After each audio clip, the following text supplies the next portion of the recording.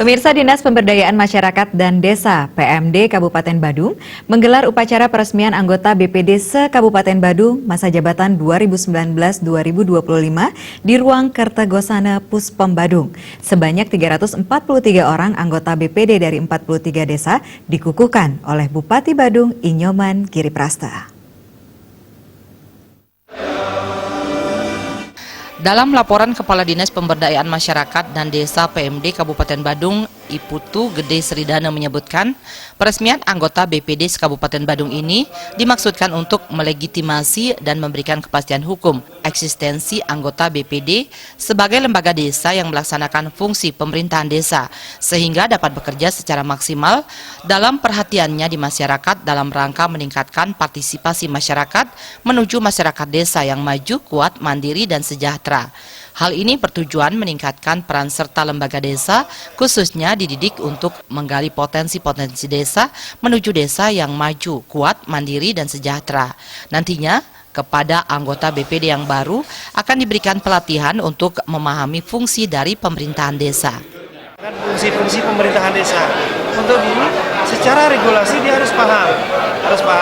Kita tahu bahwa regulasi pemerintahan desa sekarang cukup banyak. Tanpa belajar, sepertinya tidak bisa. Sulit. Karena itu beliau menekankan kita latih, kita berikan pelatihan. Nah, untuk itu kita akan segera rapatkan dengan kepala desa, dengan para camat, bagaimana untuk bisa memberikan pelatihan kepada mereka. Sementara itu, Bupati Giriprasta menyampaikan untuk membangun desa di Kabupaten Badung, pihaknya tidak menginginkan terjadinya interpretasi yang berbeda antara Perbekel dan BPD. Pergerakan BPD harus maksimal untuk membangun desa yang ada di Kabupaten Badung. Diharapkan BPD menjalankan tugas sesuai dengan regulasi, aturan, dan fungsinya, juga bisa menciptakan, menguatkan kesejahteraan masyarakat, khususnya di desa setempat. BPD harus mengetahui daripada tugas pokok dan fungsi. Dari tugas pokok dan fungsi ini sudah ada regulasi yang mengatur tentang hal itu.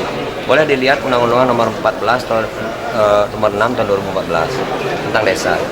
Kan boleh dilihat Permendagri 20 sebagaimana Permendagri 113 sebagaimana dirubah menjadi Permendagri 20 2018 tentang pengelolaan keuangan desa. Dan khusus dari BPD ini kan ada 110 2016 ini tentang tugas pokok fungsi dan seterusnya. Saya kira BPD ini adalah merupakan menggali potensi yang ada sehingga program yang ada di desa itu bisa dilakukan dengan baik dari sisi legislasi yaitu Perdes, begitu juga budgeting anggaran termasuk kontrol. Saya kira kalau BPD kerjasama dengan kepala desa dan perangkat desa itu jalan dengan baik, asal desa akan menjadi desa yang maju. Dalam acara tersebut hanya 3 desa dari 43 desa yang dikukuhkan tidak mengikuti upacara peresmian anggota BPD, diantaranya Desa Sembung, Bongkase, dan Bahe, dikarenakan masa jabatan anggota BPD-nya belum berakhir. Alit Setiawan, Bali TV.